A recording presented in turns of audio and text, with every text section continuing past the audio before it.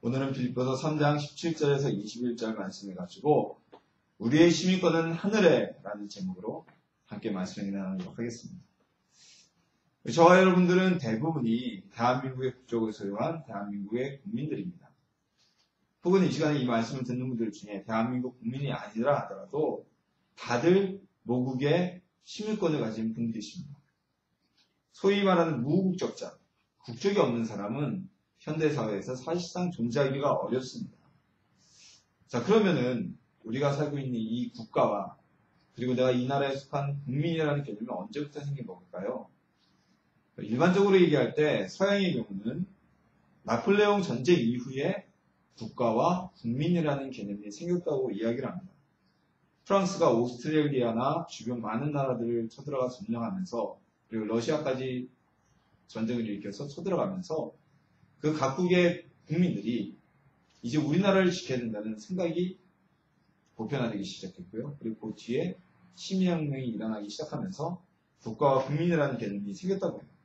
왜냐하면 중세시대까지 서양은 국가는 존재를 했지만 국가가 보다는 봉건주의라는 영주, 각 지방을 다스리고 소유하고 있던 영주라는 그 봉건제의 개념이 더 커서 왕은 그냥 하나의 귀족 중에 한 명에 불과했고요. 그 각 지역을 다스리는 영주들이 더 강한 힘을 가지고 있었습니다. 그래서 그 당시의 백성들은 내가 프랑스의 국민이냐 아니면 내가 오스트리아의 국민이냐 이거보다는 내가 어느 백작의 영주에 있는 사람이냐 내가 어느 공격의 영주에 소속된 영주민이냐 여기에 더 관심이 많았고 그게 더 포인트였어요. 왜냐면요 자기 영주를 소유한 영주가 그러니까 귀족이 어제까지는 프랑스 왕을 섬기다가 이제 오늘부터는 변심을 해서 오스트리아 왕제를 섬기기로 했다 그러면 그 영지내에 살고 있는 모든 사람은 하루아침에 자기 의사와 상관없이 오스트리아 국민이 되기 때문에 그 사람들은 영주에 소유된 사람이지 국가나 왕에게 소유된 사람들이 아니었기 때문에 그렇습니다. 자, 그런데 동양은요 서양과는 달리 조금 국민의 개념과 국가의 개념이 좀 더 오랜 역사를 가지고 있죠. 그러니까 동양은 영주제라는 게 아니고 소장농이 있었죠. 이 소장농은 영주와는 비슷하긴 하지만 좀 개념이 달랐어요. 그리고 조선의 경우에, 동양의 경우에는 결정적으로 서양에 비해서 전제군주의 출현이 훨씬 더 빨랐습니다. 동양 같은 경우는 뭐 거의 귀원 어간을 통해서도 강력한 전제 조건이 설립이 되었기 때문에 그래서 강제적인 모병인 관군은 이제 백성들이 가서 국민들이 가서 번을 쓰고 교대를 오늘날 우리 징병제처럼요. 이제 모병인 관군과 달리 동양의 국민의 개념이 더 높았다고 보여지는 것은 자발적인 민병대의 의병의 활약이 역사 속에 나타나기 시작합니다. 관군은 어쩔 수 없이 끌려가서 하는 일이지만 또는 직업적으로 하는 일이지만 의병은 아니거든요. 그냥 싸우자 그러니까 와 모여가지고 우리 부당을 지키자 이 나라를 지키자 해서 모이는 게 의병이고 그리고 승병도 마찬가지입니다. 승병도 나라를 지키기 위해서 모인 개념이죠. 나라의 개념이 없다면 침략국도 당신은 뭐 불교를 다 믿는 그런 상황이었으니까 기독교가 들어주기 전이니까요. 똑같은 개념인데 민족이라는 개념이 있었기 때문에 승병과 의병이 나타났는데 주로 승병과 의병의 역사가 우리 역사를 보면 아마 최초로 나타나기 시작한 게 제 기억으로는 고려 시대가 아닌가 싶습니다. 고려 시대면 거의 뭐 조선의 건국이 1392년이죠. 그 이전 서양이 프랑스 혁명이 일어나기 전에 나폴레옹의 전쟁이 일어나기 벌써 몇백 년 전에 동양에서는 벌써 국가와 국민이라는 개념이 성립되어 있다는 겁니다. 최근에 들어서는요 국가의 개념이 우리 국민들 사이에서 많이 변하고 있죠. 과거에는 통제하고 국민 위에 군림하는 국가라는 개념이 있었을 반면에 최근에는 서비스하는 국가라는 개념이 국민들 가운데 널리 국가관으로 펴져 있습니다. 그래서 최근에 보면 증세 논란 그리고 무상보육이나 무상급식 논쟁에서 보듯이 국가가 국민으로부터 가져가고 컨트롤하고 그들을 통제하는 역할이 아니라 국가가 국민으로부터 세금을 걷어갔다면 그에 정당한 그에 걸맞는 서비스, 국가 서비스로 의료보험이라거나 무상보육이라거나 무상급식 같은 이런 서비스를 걸맞게 해줘야 된다는 요구가 빗발치죠. 그에 걸맞지 않게 세금만 늘려놓은 것처럼 보이니까 증세 논란이 있었던 것이고요. 그리고 우리나라도 마찬가지죠. 지금 우리나라 같은 경우는 남북이 분단되어 있는 특수상황입니다. 국가에 대한 개념은 통제하고 군림이 아니라 이제 서비스하는 국가의 개념으로 국가관으로 변해가고 있지만 그럼에도 불구하고 우리 모두가 국가에 대한 애국심이나 소속감이 떨어진 건 아니에요. 그렇기 때문에 대한민국 국민으로 살면 누구나 분단국가인 대한민국의 특성에 따라서 전 세계 다른 나라에서는 특별하게 이를 몇 군데 빼놓고 찾아볼 수 없는 21개월의 병역 의무를 아무런 정황 없이 우리는 수행하고 있지 않습니까? 오히려 그 병역 의무를 지지 않으려는 사람들을 대다수의 국민들이 가장 기본적인 국민의 의무를 게을리하는 사람에 대해서 비난하잖아요. 국가라는 것, 국민이라는 개념은 이렇게 중요합니다. 자, 그럼 방금 전까지 제가 서론에서 말씀을 드린 것처럼 소속감, 내가 어디에 속해 있다. 내가 예를 들어서 대한민국의 국민이다. 뭐 나는 미국인이다. 아니면 나는 뭐 러시아인이다. 나는 중국에 소속되어 있다. 국민이다. 이런 소속감은 매우 강력한 힘을 발휘합니다. 예를 들어서 대한민국 국민이라는 소속감이 있으니까 병역 의무에 우리가 임하는 거죠. 한참 젊은 시절, 한참 공부할 때, 가장 힘을 많이 쓰고 머리 두뇌 활동이 뛰어날 때 21개월을 강제적으로 사고하면 누가 응하겠습니까? 그럼 우리는 대한민국의 국민으로 소속되어 있기 때문에 가기는 싫지만 푼소리 없이 다 갔다 오는 거예요. 근데 만약에 대한민국에 살지만 그 사람의 국적이 대한민국 사람이 아니라 외국인이라면, 미국인이라면, 영국인이라면 병역 의무에 임할까요? 안 하죠. 그래서 대한민국의 국민이 아니기 때문에 병역 의무를 이행할 소속감도 의무감도 없는 겁니다. 최근에요, 이런 모습을 사례를 아주 잘 보여주는 한 가지 사건이 있었습니다. 미국의 영주권을 가진 한 프로골퍼가 병역을 계속 연기를 했어요. 그러다 병역법의 마지못선인 나이까지 연기를 했습니다. 그래서 병무청에서 이제 소집에 응하라고 공문을 보냈는데 이 프로골퍼가 올해 굉장히 중요한 대회가 있다. 그러니까 나이가 이 대회만 치르고 입대를 할 거니까 지금 연기해달라고 법조항을 넘어서는 예외적인 연기를 요청을 했습니다. 그리고 병무청의 소집 명령을 거부하고 정면으로 거부하고 지금 미국에서 돌아오지 않고 있어서 상당한 논란을 일으키고 있어요. 자, 만약에 그 프로골퍼가 미국의 영주권이 없었다면 병무청의 소집을 거절했을까요? 저는 아니라고 봅니다. 그러지 못했을 거라고 봅니다.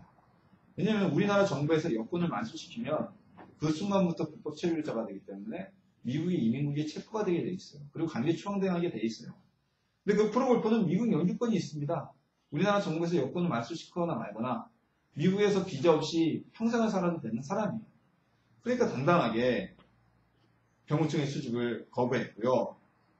게다가 이 프로골프가 더욱더 논란이 되는 것은 그렇게 골프가 하고 싶었다면 우리나라 상무팀에 골프팀이 있었다고 해요. 저도 이번에 처음 알았는데 그 골프팀에 지원을 했어야 되는데 거기에도 지원을 하지 않은 것으로 밝혀져가지고 뭐 진리는 알 수 없지만 일부 네티즌이나 일부 사람들에게는 작정을 하고 병역을 할 의무를 이행할 생각이 없는 거 아니냐라는 의혹까지 샀었습니다. 자, 여러분들은 어디에 소속되어 있습니까? 내가 천국에 속해 있는가 또는 이 땅에 세상에 속해 있는가에 따라서 우리의 마음가짐과 행동도 이와 같이 달라지게 되어 있는 것입니다. 오늘 본문에 보면요, 사도 바울이 이 빌립보서를 읽는 모든 사람들에게 나를 본받으라고 조언하고 있습니다. 바울은 하늘에 소속된 사람이었기 때문에 이 땅에서 핍박을 당하고 그리고 이 땅에서 고난을 당하고 때로는 돈이 없어서 천막을 기우고 바울이 말년에 로마로 가게 되면 마지막 될 때는 날은 추워지는데 한 벌 입을 외투가 없어서 외투를 가져다 달라고 편지까지 쓰는 어떻게 보면 그렇게 초라한 신세가 되었지만 바울은 전혀 이 땅에 살면서 주눅들지도 또는 두려워하지도 않았습니다. 왜냐하면요, 바울은 하늘나라의 시민이었기 때문에 하늘나라의 백성으로 하늘나라의 국민으로 당당하게 살아갔기 때문입니다. 바울이 율법 아래 속하여 살 때는요, 바울은 또 율법에 속한 사람처럼 살았어요. 법을 위해서 율법을 위해 사람을 죽이는 것도 마다하지 않고 스데반이 죽을 때 그 대표적인 사람이 누구입니까? 바울입니다. 그리고 사람을 잡아가던 일도 마다하지 않았습니다. 왜요? 그때 당시 이 바울, 사울이라고 불렸던 바울은 율법 아래에 속했던 사람이기 때문에 율법주의에 속했던 사람이기 때문에 율법주의자처럼 행동하였던 것입니다. 자, 그러나 이제 바울은 이 빌립보서를 쓰고 예수님을 만난 이후에는 율법에 속한 사람이 아닌 그리스도 안에 속한 사람이었던 겁니다. 하늘나라에 속한 사람이었고 하늘나라의 시민이었던 것입니다. 그리스도에게 속한 바울은 세상의 삶이 아니라 하늘나라 백성으로서 하나님 나라의 시민으로서 삶을 살아가고 행동하고 있었던 것입니다. 나는 어디에 속한 사람입니까? 세상입니까? 여러분 그리스도입니다. 천국입니다. 깊이 묵상하고 한번 고민해보는 시간이 되기를 소망합니다. 여러분들 경상도에서 토박이로 태어난 분인지 아닌지 구분하는 법을 아시나요? 그래서 딱 알아보면 한 단어를 물어보면 된답니다. 쌀 하고 발음해보라고 하면 된대요. 그러니까 외지 다른 지역 사람들은 쌀 하는데 경상도에서 태어나서 자란 그러니까 토박이이신 분들 아예 거기 오리지널로 사투리를 쓰시는 분들은 이 쌍시옷 발음이 안 돼서 쌀이 안 된다고 그러죠. 살 그런다고 그러죠. 우리 방송인 중에 사연이라는 일본 여성 방송인이 있습니다. 일본 사람인데 다른 일본인들에 비해서 아주 매우 유창하게 한국어를 구사를 합니다. 방송에 나와서 떠듬떠듬 하는데 들리는 소문에 의하면 그것도 방송용으로 떠듬거리지 사석에서는 거의 한국인과 마찬가지로 굉장히 한국말을 잘한다 그래요. 근데 왜 그분이 다른 일본인들에 비해서 더 한국어를 잘하는 것처럼 느껴질까요? 사유리란 분은 한국어의 받침을 정확하게 발음하기 때문입니다. 일본어에서는요, 센소리 밑받침이 없어요, 일본어에는. 그렇죠? 아리가또, 고자이머스, 오하이오. 여튼 일본에는 센소리 밑받침이 없습니다. 그래서 일본 사람들이 한국어 발음을 할 때 보통 이렇게 해요. 감사합니다 하고 가르쳐줘도 감사합니다, 감사합니다 이렇게 발음을 하고요. 대표적인 게 있잖아요. 김치도 기무치 이렇게 발음하고요. 아주 대표적인 게 맥도날드를 일본에서 뭐라고 합니까? 맥도날드 패스트 푸드점을 맥도나르도라고 이렇게 발음을 하죠. 받침을 발음을 하지 못하기 때문입니다. 그래서 우리가 발음을 통해서도 같은 외국인이라도 물어보면 이 사람이 일본인이구나 우리가 알 수가 있는 거예요. 출신지를 알 수 있어요. 자, 그렇다면 하늘나라에 속한 심, 하늘나라의 시민권을 가진 사람, 이 사람은 무엇으로 증명을 할 수가 있을까요? 그것은요, 그 사람의 행동을 통해서 소속이 증명되게 되어 있습니다. 어느 나라 소속인지. 오늘 본문 18, 19절에서는 땅에 속한 사람들의 행동을 다음과 같이 언급하고 있습니다. 내가 여러 번 너희에게 말하였거니와 이제도 눈물을 흘리며 말하노니 여러 사람들이 그리스도의 십자가의 원수로 행하느니라. 그들의 마침은 멸망이요 그들의 신은 배요 그 영광은 그들의 부끄러움에 있고 땅의 일을 생각하는 자라. 자, 이들 땅에 속한 사람들 이들은 십자가의 원수로 행동합니다. 무슨 뜻입니까? 십자가의 구속사건 예수 그리스도가 우리를 구원하신 그 십자가 사건을 구속의 은혜를 부인하는 자들로 추측할 수가 있습니다. 그리고 이들의 신은 배다. 이 배는 물에 뜨는 배가 아니라 우리가 이 배, 밥 먹는 배 있죠? 배. 이 배입니다. 몸에 속한 배. 무슨 얘기예요? 배부르는 것, 부귀영화를 누리는 것, 이것만을 하나님처럼 신처럼 생각한다는 겁니다. 그리고 오로지 땅에서의 영광을 위해서 땅의 일만 생각하는 사람들이 바로 이 땅에 속한 사람들, 하늘의 시민이 아닌 사람들의 행동이라는 겁니다. 땅에 소속된 사람, 아직도 이 죄와 사망에 얽매여진 이 땅에 소속된 사람들은 모든 관심이 땅에 머물러져 있습니다. 그래서 잘 먹고 부자로 잘 살고 그리고 영광과 명예를 얻는 일에 관심이 집중되어 있습니다. 그래서 이 땅에서 이루어지는 모든 불의와 편법과 그런 일들이 이 땅에 있는 사람들의 삶의 모습입니다. 땅에 속한 사람들이 교회 안에 오면 어떻게 될까요? 교회 안에서도 세상과 같이 똑같은 모습을 봅니다. 교회 안에 들어와서 패를 갈르고요. 하나님의 뜻과는 상관없는 싸움을 하고 교회가 하늘의 영광이 아니라 세상에서 이 땅에서 교회의 이익만을 취하기 위해서 추한 모습을 보이게 한다는 겁니다. 몇 주 전에요. 서울에 있는 모 교회에서 주차 문제 때문에 아주 그냥 엄청난 논란을 일으킨 적이 있습니다. 저도 인터넷에서 그거를 보고 좀 혀를 찼는데 자, 이 CBS에서 보도한 내용을 제가 그대로 말씀을 드릴게요. CBS에서 내용을 취재를 했습니다. 어떤 내용인가 하니 서울의 모 지역에 있는 교회가 예배를 드리는데 요즘에 문제가 주차 공간이잖아요. 우리 교회도 주차 공간이 없지만 주일날만큼은 그럼 교회 주차 공간이 없으면 좀 차를 좀 딴 데 두고 오거나 대중교통을 이용하면 되는데 그러니까 교회 주차장 문제 때문에 이렇게 주차를 되는데 교회 바로 옆에 담벼락 옆에 거주자 우선구역 주차장이 있었다 그래요. 뭐 다 아시지만 거주자 우선구역 주차장은 돈을 내고 그 주차권을 산 사람만 주차를 하지 외부차가 주차를 하면 안 되는 겁니다. 근데 누군가 거기 거주자 주차구역에 차를 주차하고 와서 그 원래 주차 자리에 주차권 권한을 가지고 있는 분이 주차를 못해서 전화를 했다고 그러죠. 근데 전화를 안 받았대요. 예배 시간이니까 끊었겠죠. 근데 계속 전화를 안 받았고 또 하니까 교회 측에 전화하니까 교회에서는 예배 중이니까 나중에 연락하라고 그러고 전화를 끊어버렸답니다. 이분이 화가 나잖아요. 화가 나니까 구청에 전화해서 차를 견인시켜버렸어요. 자, 예배가 끝나고 났더니 거기 주차를 해놨던 성도 양반이 와서 차가 보니까 견인되어 있으니까 길기는 알뛰고 막 싸움이 붙은 거예요. 여기서부터 문제죠. 사과해야지. 뭘 잘났다고 큰소리 치고 싸워요. 세상법을 어겼으면 하나님 영광 드러나지 않게. 자, 이제 그건 뭐 거기까지 그렇다고 칠 수 있어요. 뭐 거기까지는 뭐 개인적인 일탈이니까 또 치는데 그 얘기를 들은 그 교회 장로님이 이 차를 신고해서 주차 번호는 가지고 있어서 차를 신고해서 견인해 간 분한테 전화를 걸어서 싸움이 붙었다 그럽니다.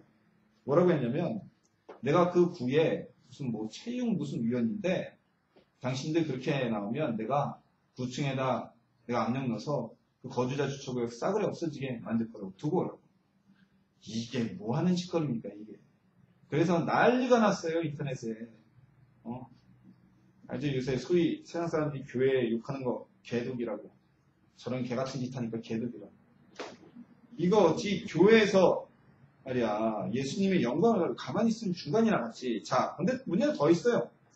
CBS에서 그분 장로님하고 통화를 했어요. 인터뷰를 했어요. 그 CBS에 라디오 프로가 있습니다. 그 라디오 프로는 항상 이슈되는 쪽에 양쪽 얘기를 다 듣는데 통화를 했습니다. 제가 그 얘기를 듣고 정말 혀를 또 찼어요. 그 당사자 된 장로라는 분하고 통화를 했는데 어떻게 된 거냐? 그런 말 한 적 있느냐? 장로라는 분이 얘기하는 거예요. 그런 말 한 적 있다. 근데 뭐 내가 꼭 구청의 체육위원이 아니더라도 개인적으로 그런 민원을 넣을 수 있는 거 아니냐? 그리고 그날 거기다 참된 건 뭐 그거는 뭐 일단 잘못한 거다. 우리 교회 주차장 그 옆에 아파트 단지에 쓰라고 했는데 그 예배 드리러 온 양반이 그 아파트 단지에 들어가기 싫어가지고 거기다 철놓고 와가지고 그건 잘못한 건데 뭐 거기 주차장 뭐 내가 민원 넣어서 없애라고 못하는 거냐? 국민의 한 사람은 할 수 있는 거 아니냐? 그랬다고요. 그렇게 보도가 됐어요. 보도 내용을 그대로 말씀드리는 겁니다. 자, 그랬더니 이 앵커가 물어봤어요. 그러면 그분하고 화해를 위한 노력 안 해보셨습니까? 얘기를 했더니 이분이 하는 말이 가관이에요.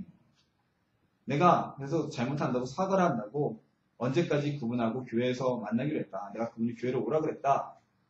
근데 이분이 며칠 사이에 사람들이 얘기를 듣고 벤칭을 했는지 교회 오지 않고 일을 이렇게 크게 키워버린 거다라고 얘기를 하는데 사과를 하면 사과하는 사람이 가야 됩니까? 사과받는 사람이 와야 됩니까? 이 얘기부터 참 저는 어이가 없어가지고 제가 아무리 목사고 제가 아무리 교회 편을 들고 싶어도 이건 아닌 거예요. 왜 이럴까요? 왜 이런 말도 안 되는 일들이 벌어질까요? 교회 내에서 하늘에 속했다면 하늘의 시민이라면 이런 모습을 보일 수가 있을까요? 판단은 여러분들이 하시기 바랍니다. 정말 안타까운 일이 아닐 수가 없습니다. 마태복음 7장 16절에서 20절에 보면요. 예수님께서는 참된 사람, 거기에는 앞쪽에 보면 뭐 거짓 선지자를 구분한다 이렇게 구분하라고 말씀하셨는데 실제로는 거짓 선지자도 구분하지만 참된 사람, 올바른 사람의 구별법으로 이렇게 말씀하셨어요. 열매로 그들을 알지. 그 사람의 행동의 열매를 통해서 그 사람이 하늘에 속한 사람인지 땅에 속한 사람인지 그 사람이 천국의 시민인지 아직 이 죄악된 세상에 빠져있는 사람인지 그 사람이 참된 사람인지 거짓된 사람인지 구분할 수 있다고 주님이 말씀해 주셨던 겁니다. 세상에 속한 사람과 하늘나라에 속한 사람, 천국에 소속된 사람은요. 그 사람들의 행동으로 구분될 수가 있다는 것입니다. 만약에 여러분들에게 우리 대한민국은 이중국적을 허용하지 않죠. 단일국적만 허용하는 국가입니다. 뭐 예를 들어서 러시아나 중국이나 이런 곳은 이중국적을 허용하는 국가가 많아요. 근데 우리 대한민국은 단일국적만 허용해서 아이들이 이중국적을 가지고 있을지라도 만 20세가 되면 성년이 되면서 한 가지 국적만 선택하게 되어 있어요.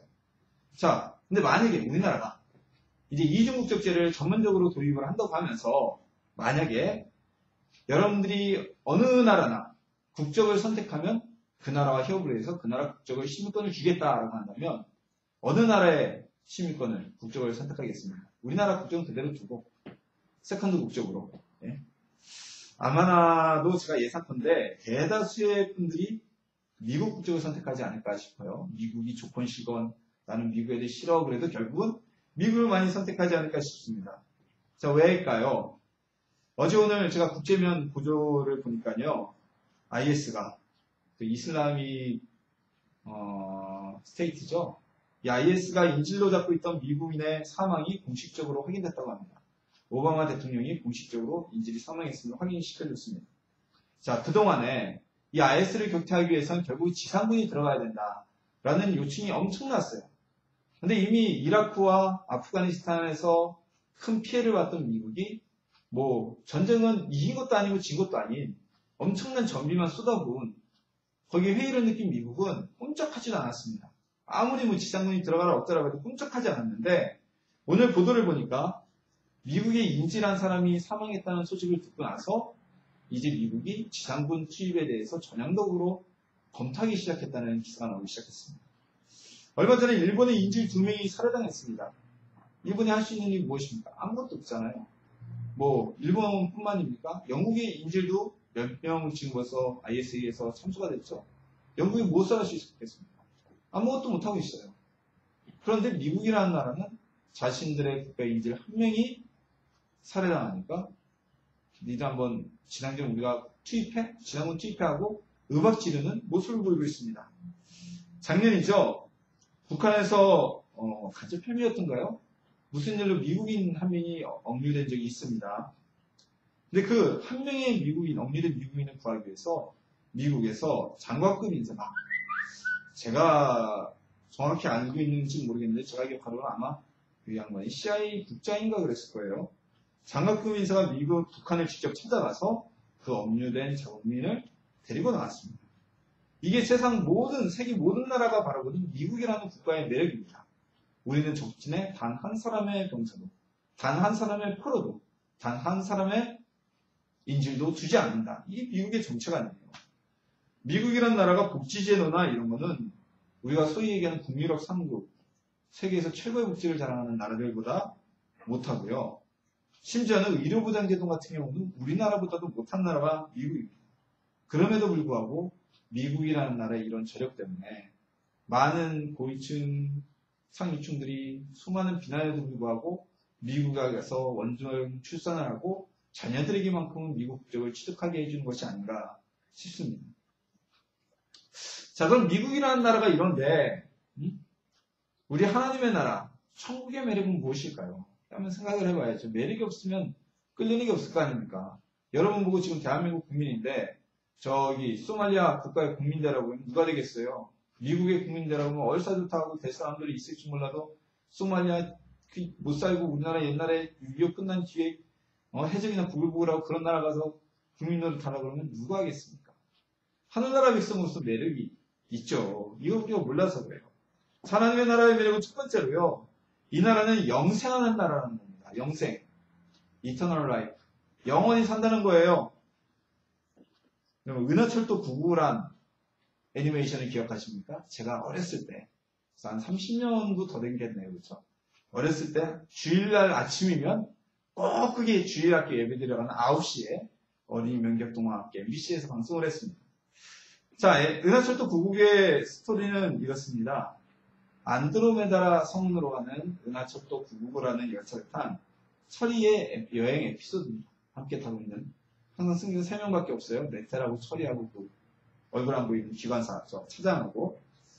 근데 철이가 왜 안드로메다를 가기 위해서 은하철도 999를 탔는지 아시나요? 철이에게는 홀어머니가 있었는데 이 어머니가 병들어서 세상을 뜨게 됩니다. 그러면서 철이에게 유언을 하게 됩니다. 철아, 너는 엄마처럼 이렇게 죽지 말고 안드로메다에 가서 사이보그가 돼서 영원한 생명을 얻으라고 유언을 하고 죽게 됩니다. 그리고 이 철이가 가진 고생을 해가지고 은하철도 999를 타고 사이보그로 영생을 얻기 위해서 안드로메다로 가는 그 여행기가 은하철도 999입니다.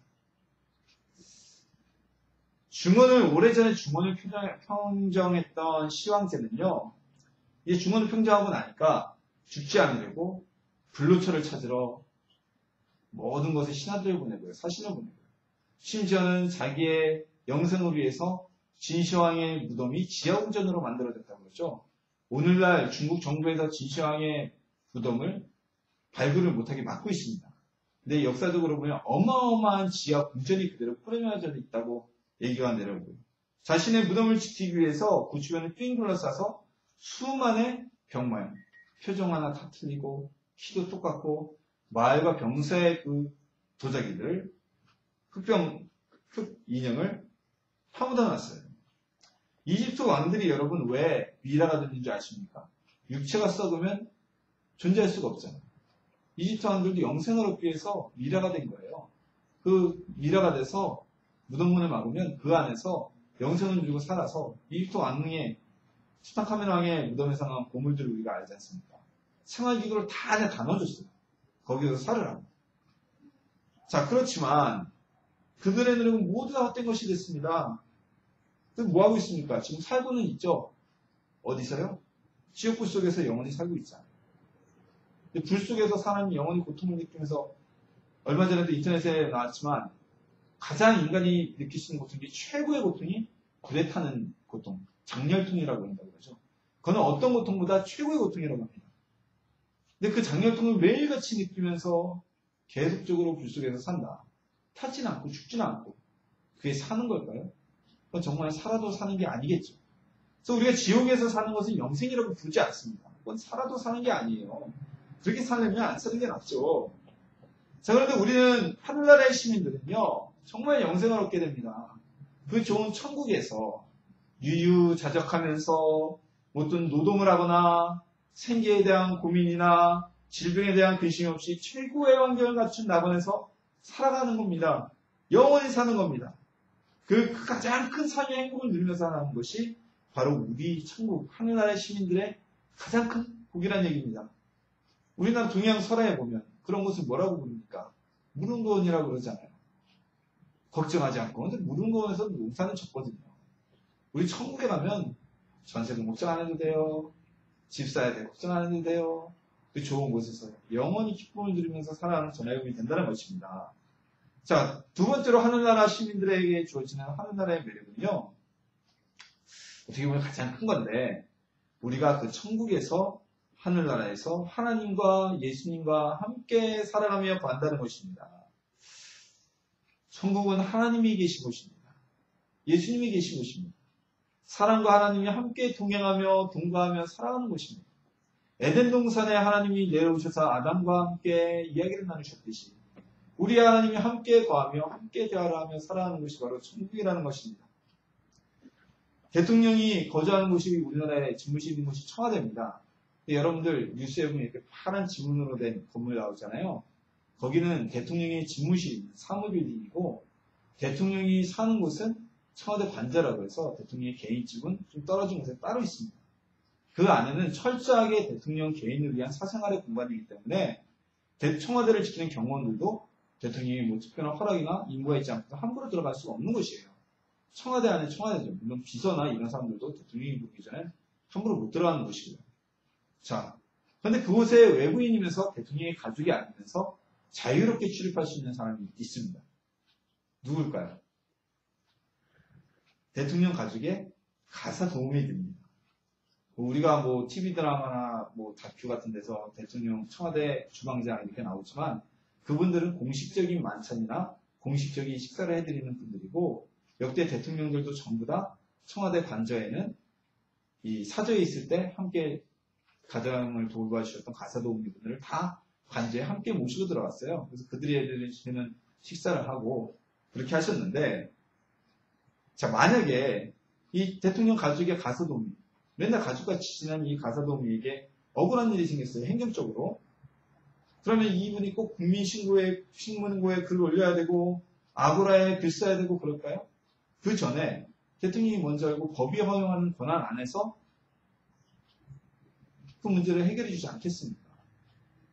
자, 우리가 하나님과 함께 살아가는 것이 이겁니다. 하나님이 우리랑 함께 계시는데 우리의 문제가 있을 수가 없죠. 근심이 있을 수가 없죠. 걱정이 있을 수가 없죠. 천국이라는 곳은 영광의 나라이기 때문에 그 모든 것을 우리가 이 땅에 내려버리고 가는 것입니다. 그것에서 영원히 사는 것입니다. 여러분 단순히 하나님과 함께 산다는 것만으로 설레지 않습니까? 얘기를 바꿔볼까요? 여러분이 좋아하는 연예인과 여러분이 한 집에서 산다면 어떻게 했습니까? 조인성이라거나 김태희와 여러분들이 한 집에 삽니다. 뭐 상상만으로도 행복해지나요? 하나님과 함께 동행한다는 건 이거보다 상상할 수 없는 어마어마한 은혜라는 것입니다. 우리 주님과 함께 가시는 천국, 그 하늘나라 시민의 매력 기억하시는 자녀분 되기를 주님의 이름으로 소망합니다. 저는 해외여행을 갔다 온 적이 한 번도 없습니다. 굳이 해외여행을 갔다 온 걸 따지자면 뭐 바다 밖이니까 울릉도에 한 번 혼자 여행 갔다 왔고요. 제주도에 여행 갔다 온 것밖에 없어요. 근데 해외여행을 다녀오신 분들이 이렇게 후기를 읽어보면요. 유럽이나 미국 쪽에서는 그런 일이 없는데 동남아의 일부 국가들, 우리보다 좀 경제적인 상황이 좋지 않은 국가들에 간 일부 한국 여행객들이 팁을 많이 주면서 현지인들한테 그렇게 위세를 부리는 눈꼴 사나운 일들을 쉽지 않게 볼 수 있다고 하는 이야기를 읽은 적이 있습니다. 그게 무슨 짓입니까? 우리나라 잘 사는 대한민국 국민이라는 자부심입니까? 그게? 외국 가서 그런 쓸데없는 행동이 얼마나 나라 망신을 시키는 거겠습니까? 자, 우리는 하늘나라의 시민입니다. 그럼 우리가 이 땅에서 엉망인 행동을 하면 누가 욕을 먹겠습니까? 우리의 모습이 하나님 나라의 영광이 되어야 하지 않을까요? 여러분이 소속된 곳은 어디입니까? 죄와 사망의 권세의 나라에 아직도 소속되어 있습니까? 아니면 하나님의 영광의 나라, 하늘의 시민권을 받은 분들입니까? 우리 하늘나라 시민으로서 자부심을 가지고 영광의 삶을 살아가는 천국의 시민이 되기를 예수님의 이름으로 축복합니다.